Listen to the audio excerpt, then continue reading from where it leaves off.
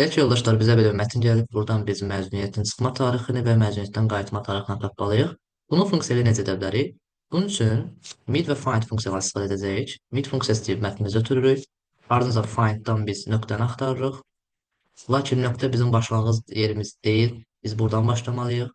Burada nöqtəni axtarıb tapdıqdan sonra 2 çıxırıq ki, başlanğıcdan başlasın. Daha sonra tarixin sayı zaten standartdır. Buna görə də 10 yazırıq və mötərizəni bağlayıb enter deyirik.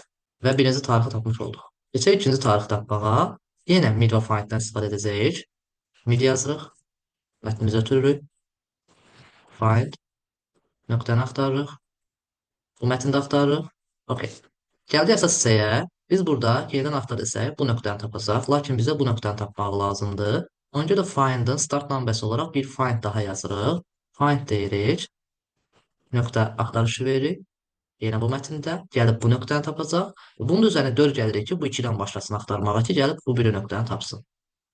Gəlirik burada, mötərizəni bağlayırıq. Üstə 4 gəlib, mötərizəni bağlayırıq. Geri qalanı bayaq olduğu kimi 2 çıxıb, üstünə 10 gəlib, mötərizəni bağlayıb enter deyirik. Və gördüyünüz kimi ikinci tarixi tapmış olduq. Biz bu tarixləri dəyişsək, nəticə ona uyğun olaraq dəyişəcək.